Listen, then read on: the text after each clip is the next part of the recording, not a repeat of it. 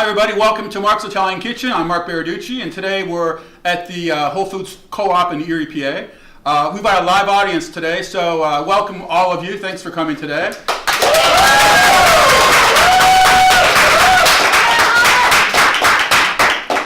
This is Heart Month, a Heart Awareness Month. I'm a firm believer in giving back, and I am a victim of a heart attack, and I had 5 bypasses about 4 years ago.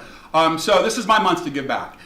Today we're doing a heart-healthy meal, which is inspired, all the dishes, of my time back in Florence, Italy, where I lived a good portion of my life. So today, our first dish we're going to be doing today is a focaccia. Focaccia is a Florentine, or basically an Italian flatbread, and we're doing a rosemary focaccia. We'll also be doing, following the focaccia, 2 salads. Again, both salads I was inspired back in Tuscany. One of them is an Mediterranean asparagus salad, which I think everyone's going to love here. It's one of my favorites. And the other salad is a Greek Mediterranean. So I've got to put a little twist on both of those. We're going to start off today with the focaccia. And focaccia is easy. It is one of the simplest things. A lot of people are afraid to bake. And I'm not a baker because I hate to measure. When I cook, I just taste. And if it needs more salt, I add more salt. So baking to me is kind of it's a barrier in front of me. I just hate to measure. But making the focaccia, it really is, there's no tricks about it. So the first thing we do in making a focaccia, we make sure our hands are clean. My hands are washed and clean.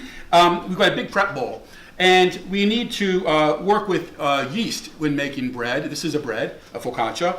And so we're working with a yeast. And I've just picked up from the supermarket this teeny little bag of yeast. It's rapid rise yeast. Yeast is a bacteria, or it's a fungus rather. And yeast is it is the important element in making bread because it what makes the dough rise. Grow if you want. So in order to activate yeast, which is it's a fungus simply, and it needs sugar and it needs starch to grow. It eats.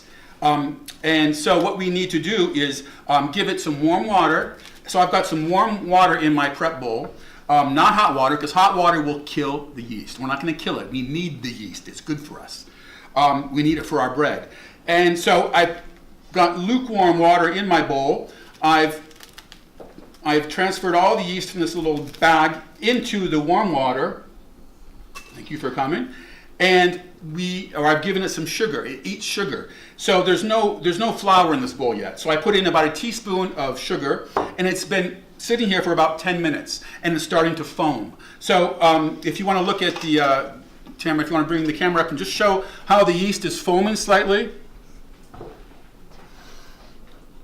So that's pretty much what we want, okay? Once we have the foam, or actually the budding of the yeast, then we know that it's ready for us to put our flour in. So I'm going to today, in this little recipe of today, we've got all-purpose flour, and I'm going to be adding in about 4 cups of flour. So these are all half-cup portions. And again, I'm not being precise because I hate being precise when cooking. That's a half a cup. I'm going to add in, that's 1 cup, all the cups in the beginning, 2 cups right now.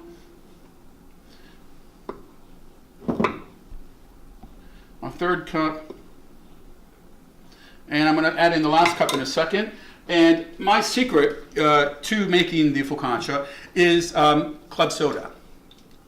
So in general, we're going to add more liquid into this because there's a little bit of water in with the yeast. But the club soda is very fizzy, right? It's bubbly. And it's going to result in a very light bread, okay? So, again, we want to have I have bubbly water. You can use flavored water. I wouldn't do that, but you can have any type of fizzy water if you like.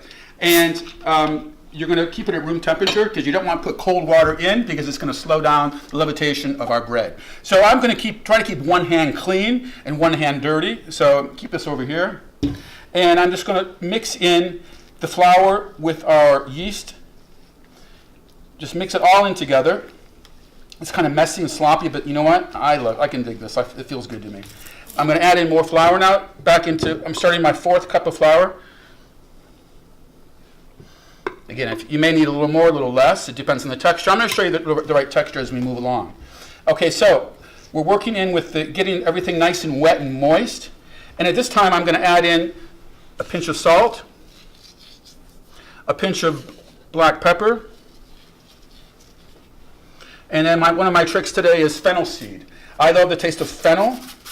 I'm going to add in maybe a half a teaspoon of fennel seed into this. And unfortunately, I've got a dirty hand. Let me wash my hands off really quick. Okay, so I'm just mixing in all the dough together. I want a nice homogeneous texture of all this. It's still kind of wet, so we don't want a wet dough. I'm eventually going to transfer it onto my board. So this is the last, according to my recipe, the last amount of flour we need in this recipe. So I've got approximately 4 cups of flour. At this point, I'm going to transfer it onto my board. We want to flour the board up. And why do we do that? Because we don't want to... Sparkling water in yet? Yeah, I'm going to do that. Oh, okay. Yeah. So I don't want the dough to be too dry yet. So right now, it feels pretty good. I'm just going to add a little bit of the water right now. And a little more flour.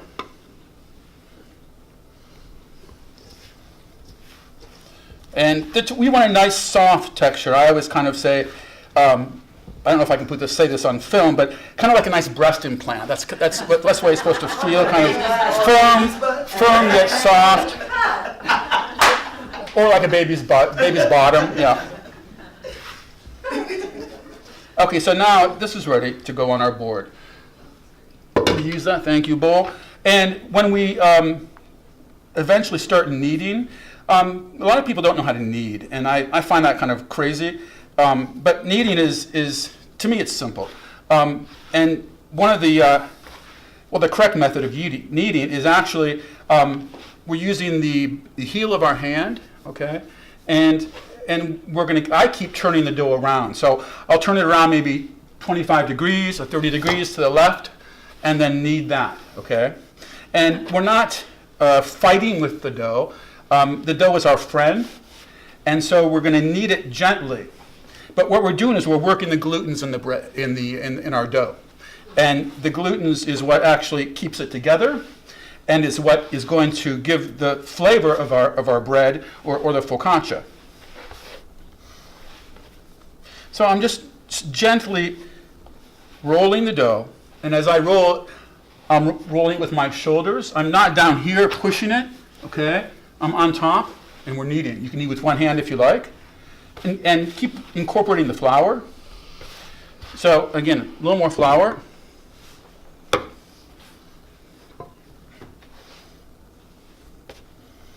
So in our dough, in this dough here, we've got simply rosemary, pepper, and salt. Okay.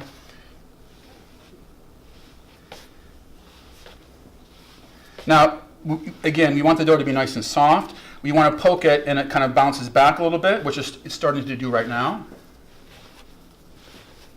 And we're going to knead probably for 2 or 3 minutes. If we were doing pasta, fresh egg pasta, we probably want to knead for 8 to 10 minutes. The focaccia bread, really doesn't require that much kneading, as long as we get to the right texture. And it all depends on the room temperature as well. This room's kind of warm, so the dough gets a little drier. Much quicker than it would in a humid setting. You can see it coming to life now. Yeah, it's coming to life right now. You can feel it's not as soft as it was before. It's getting more elastic, and that's what the glutens are doing. They're starting to wake up. We're kind of getting them a little upset. You don't want to scream at them, but you just want to nudge them. Just wake up. Come on. Okay, so for me, this dough is pretty much ready. And what's going to happen now is we're going to set this dough back in my bowl, and we're going to let it bloom. Okay, it's going to rise. And the longer, in general, it usually takes between 2 and 4 hours. That's what I usually let the bread rise at. In a focaccia, the longer you let the dough rise, the more of the carbon dioxide, which is a result of the fungus budding. So the yeast is budding, and it's consuming the starch and the sugars in this dough right now.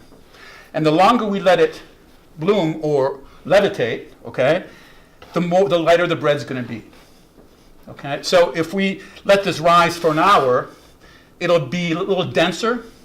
If we let it rise for 3 to 4 hours, it'll be fluffier, be lighter.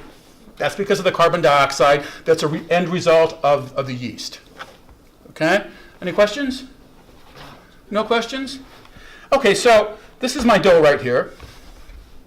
It's bouncy, it comes back. It's got a nice texture to it. Okay? So what I'm going to do is we're going to put it right back in the bowl. And I'm going to put a little bit of olive oil over it and around it. I'm just going to roll it around. And I'm going to cover it. I'm going to let it sit in a warm spot for about 3 or 4 hours. But you know what? We don't have 3 or 4 hours here. So this is the magic of film. So what's going to happen is we're going to have something like this. Okay. So what's happened was that this dough right here, it rose probably about 4 or 5 hours. And after what makes a focaccia technically is a double rising. So it first was sitting rising in the bowl. After almost 3.5 hours, I let it air out. I put it in this sheet pan, okay, and then it's been sitting here for another hour. So that's what makes the focaccia a double rising. Then I just drizzled olive oil over the top, and I made pock marks in it. So the pock mark you use with your fingers.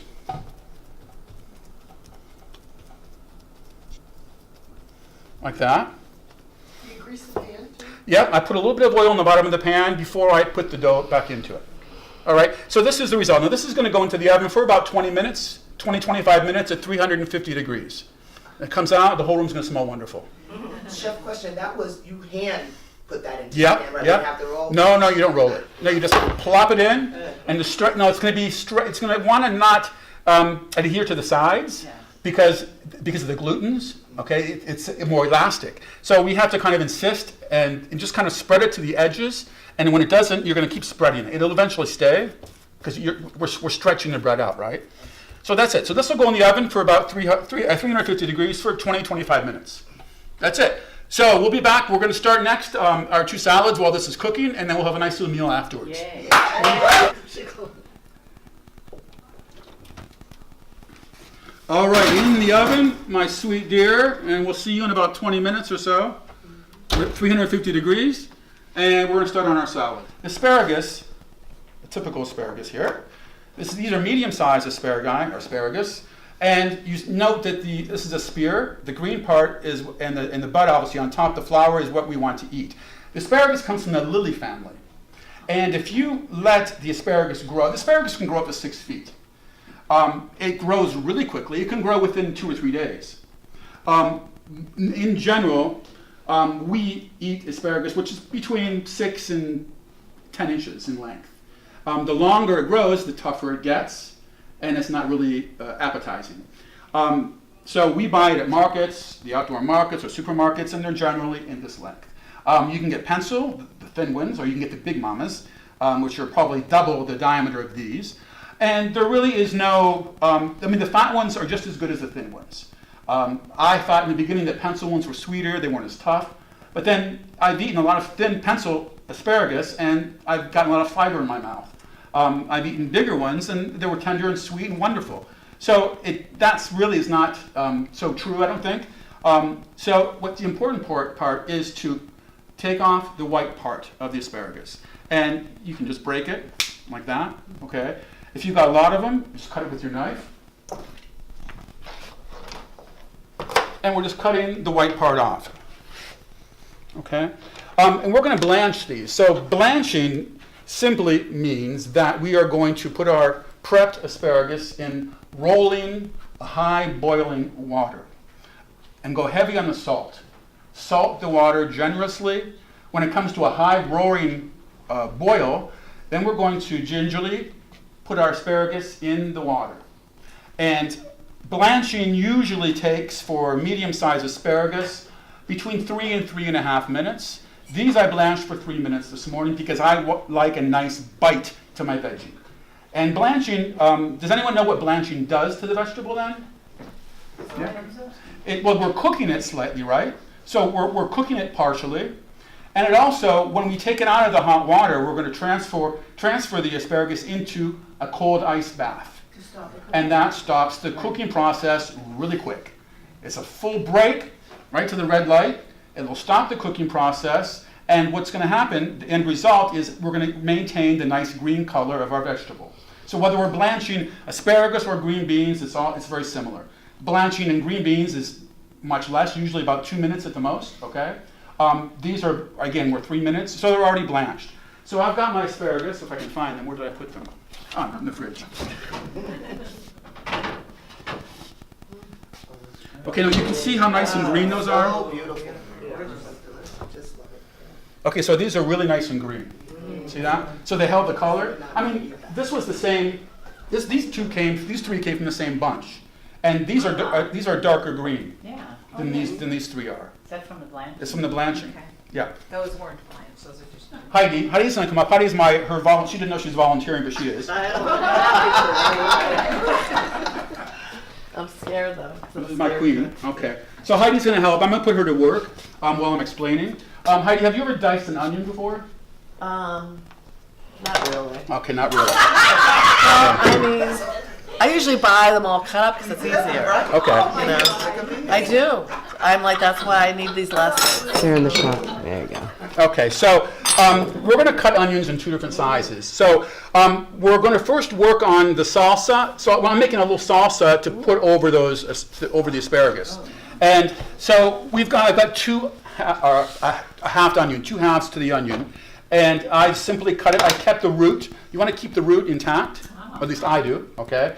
And this is a high onion, so I cut the onion not at exactly half and half. I made this one a little bit higher, and that's because this one's going to be diced, a small dice. And when we cut an onion, okay, it's going to sit the bottom down, all right. And I'm going to put in 2 horizontal cuts in this onion, okay. So I'm going to the first lower portion, the portion lower third. I'm holding the onion with my fingernails. My daughter always says, "Cut your fingernails; they're too long." So, well, no, I need them when I cook. You know? As long as they're clean. You just took the whole taste away. Well, you need a claw. I keep my little claw. Yeah, so you keep my little claw. So I've cut the onion a third of the way up from the bottom, and I'm going to do the other slice horizontally, a third from the top. Okay? And the root is keeping it all together. You cut the root off, the onion falls apart. Yeah, and you got a mess. So we've cut horizontally, now we're cutting vertically. So I'm holding the onion not that tight. Note how I'm holding my knife? So you hold the knife by the neck. Okay, right by the right by the neck. So you got control over it. Too hard. Okay, so I'm holding my knife by the neck, and I've got the onion by both sides, and I'm just going to cut horizontally. Okay, all the way down to the bottom, without pressing too tight, otherwise you'll have problems cutting the onion. Okay, now this is going to be a small dice. We may have to give it a fine chop afterwards. Okay, so it's already coming apart, which is fine. We'll cut that afterwards. And now I'm going to cut vertically. Okay? And we've got a nice little small dice. Okay? And if you want to cut them a little more after, so I'm losing part of the onion on this side. I spoke too soon. Okay, this is all I need for the salsa, though, so luckily it started falling apart at the right time. So we're going to keep the onion because we don't throw any food away, we're going to use it. And I'm just going to give this all a quick chop because I just want them a little bit smaller. Note how I'm cutting. When I'm cutting, I keep the tip of the knife down, and I just rotate it and chop like that. Okay? I'm not cleaning up here, luckily, so I'm making a mess. So these are the red onions. And we're going to use this for our salsa, like I said. And I'm just going to transfer these onions right into my prep bowl. And Heidi's going to cut the other onion for us, but let's get the salsa going first. That's why I buy them pre-cut, seriously. So I've got a half of an onion in my prep bowl. And what we're going to do is, at this point, we're going to marinate the onion, okay? And we're going to marinate it. We're going to put some flavor into it, okay? So the flavor, first of all, about half a cup of olive oil. Do you use extra virgin? Always, well, when I make a dressing, I'm always using extra virgin olive oil. Now, how much did you just put in there? About a half a cup. Okay. Yeah, vinegar. And in general, when I make a dressing, whether it be for a salsa or for a salad, you want to put the right proportion of acidity and fat into the dressing. So I usually work with a 3-to-1 ratio, 3 parts olive oil to 1 part vinegar, or maybe a little more. That'll vary slightly. So I've got, right now, I'm a little bit less than a 3-to-1 ratio, and then I've got a little bit less vinegar in this salsa right now. I'm going to add half of a juiced lemon. Do you have this on the recipe? Yeah, it's all in the recipe. So this is a seedless lemon, thank God. Okay. And I'm putting a half of a juiced lemon in this. Okay, keep that lemon because we're going to use it later on. And now we need to season it. Okay, so I'm seasoning this, excuse me, Heidi. Okay, so I'm using dried oregano. About a half a teaspoon of dried oregano. I've got the right amount of salt, otherwise QB quanto basta, which is the right amount of salt, and the same amount of pepper. So if I need to measure, probably half a teaspoon of pepper and maybe 3/4 of a teaspoon of kosher salt. All right, so that goes in there. You like that? Yeah. Okay. Those are from Tamara. These are cute. Look Yeah, at okay. these. I'm perfect. I'd rather Okay. be the QVC. Fast forward. Heidi, you weren't told to talk yet? I don't want to cut the onion. Okay. I really don't. I don't want to cut Would the you want to onion. cut the cheese? Yeah. Okay, so I'm going to put in a garlic clove into my salsa as well. So I never know how to do garlic. garlic, you just smash it like I just did. Take off the skin, and we're just going to mince it. Okay, so one big jumbo garlic. So again, hold the knife by the neck. Okay, watch your fingers. That's why you have longer nails, so you don't cut your fingertip off. Okay, and mincing. So mincing, like I said before, like I did before, we're just going around and mincing this nice and small. Now I smashed the garlic, you saw that. Number one, to get the skin off, but I'm also releasing some of the juices in the garlic. Because otherwise, we wouldn't get the garlicky flavor, which is imperative for this salsa. Okay? Okay, simply going to put our little minced garlic into our little prep bowl. And one of the final ingredients is my parsley, right here. I've got curly parsley. You can use flat leaf if you like. Get the parsley off, hold it, and just let your knife do the work. It adds a lot of freshness to the salsa in particular. And again, coarse chop. The stems are really small. You can leave the stems in if you like, unless they're large. These are all very, very small and fine, so it's not going to create a problem for us.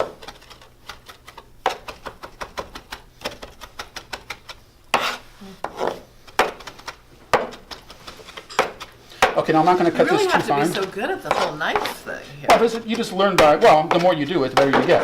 It's like anything, right? I mean, it's, yeah. Okay, so the parsley is fine for the salsa. And there's a reason why I'm doing the salsa first. Like I said before, I was going to marinate this. So I'm just going to mix in everything we have together. So we've got the balsamic, we've got olive oil, we've got a little pinch of oregano, salt and pepper, garlic and parsley, and lemon juice. I'm going to add a little more olive oil to this, and a little more balsamic vinegar. Again, in cooking, you can always adjust, so it's best to don't overdo it in the beginning. You can always add more, but what you can't do is you can't take out, right? So in any dish you're cooking, start with light amounts, and then you can always add more to it. And what we do next is I've got these halved cherry tomatoes, and I'm just going to add half of these into the salsa.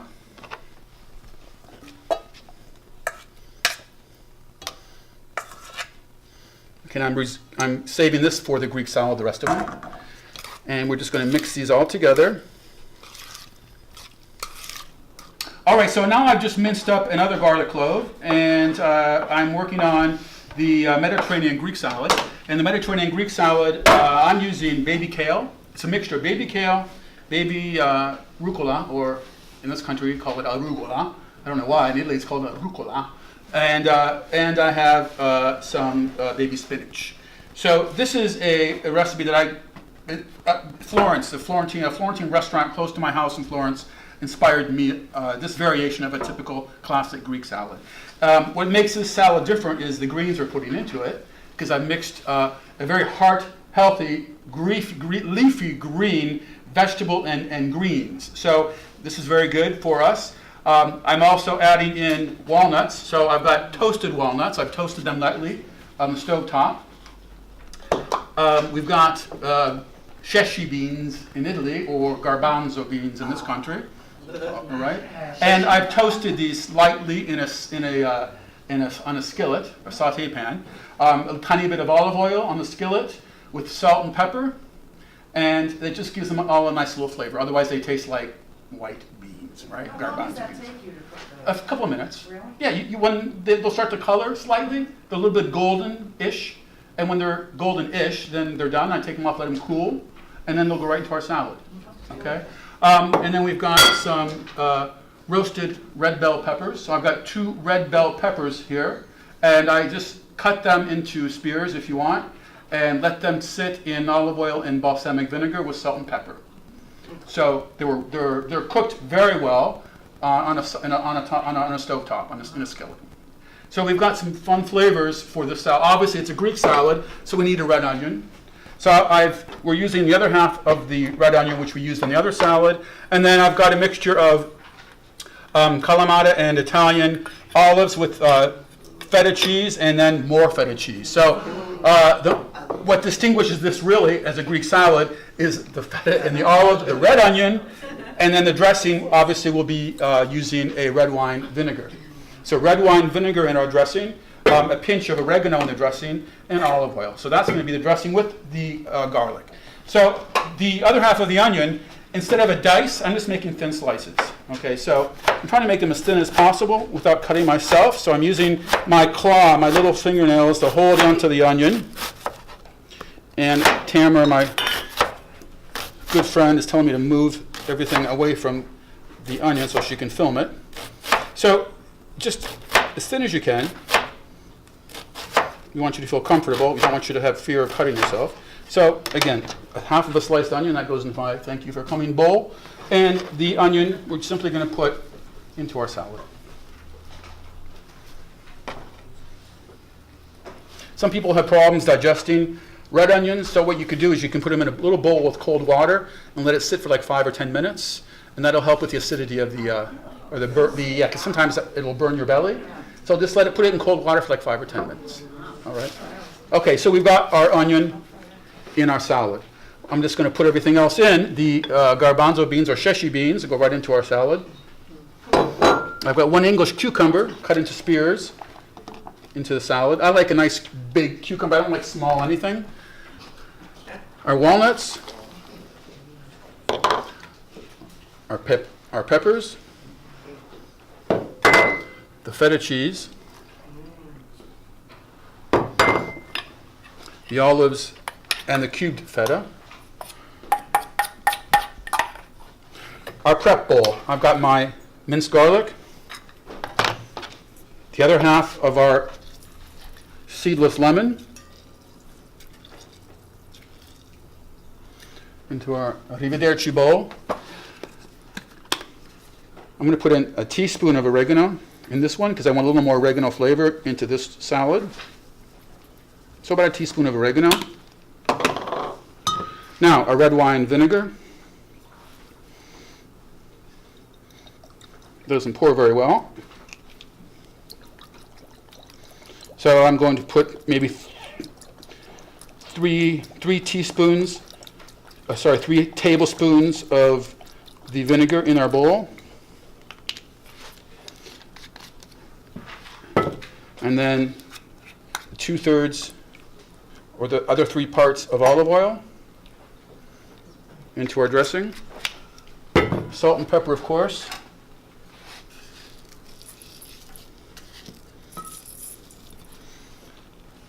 Teaspoon of salt and a teaspoon of pepper.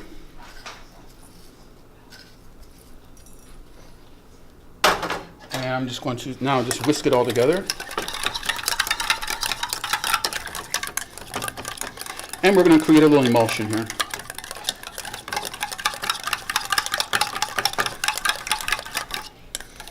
Okay, the dressing is done. I'm just going to taste it with my pinky. That's good. A little more salt.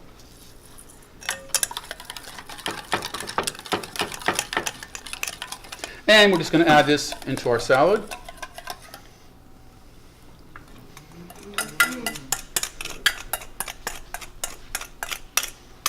Okay. And I've got my tongs somewhere. Here they are. And I'm just going to mix this with my tongs.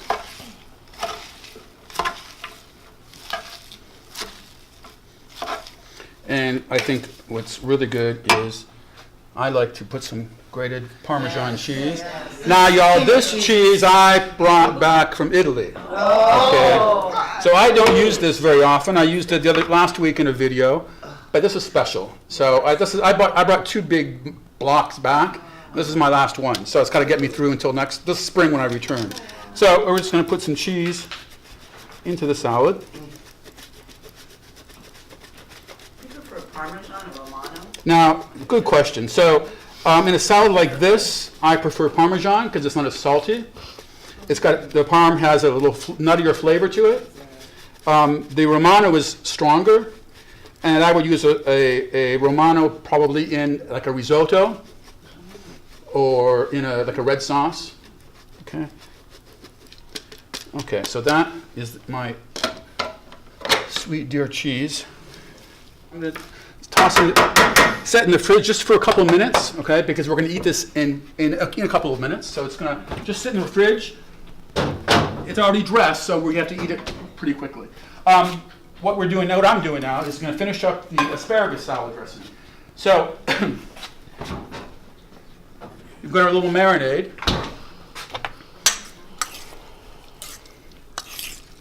We're just flavoring up our tomatoes basically. So they all have some garlic and parsley flavor, red onion flavor. It's all mixed in together. So that's pretty much done. The asparagus. Poor guys, they thought that we forgot about them, and we didn't forget about you. I'm going to make a quick little dressing for the asparagus. I'm adding in a teaspoon of Dijon mustard. This is white balsamic vinegar. If you've never used it, it's my favorite. It's a drier white wine vinegar, okay? Just a little bit of vinegar, not a lot. A tablespoon. A little bit of olive oil. Pinch of salt and pepper.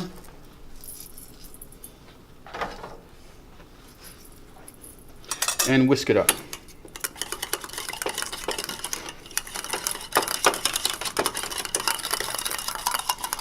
All right.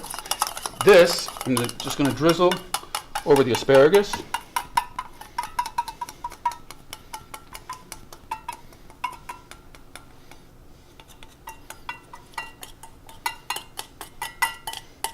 Okay.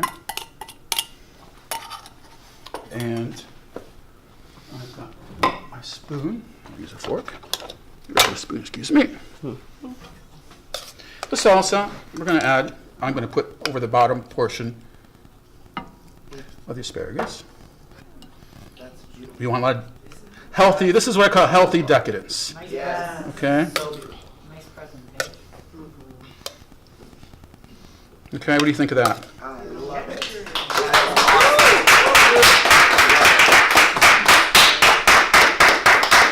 Okay, that's one salad. Let's go back and see what's happening to our focaccia. And the focaccia is pretty much done. I'll give it another 2 minutes. And that's it. So we've got 2 salads. 2 salads. Salad 1, our Greek salad.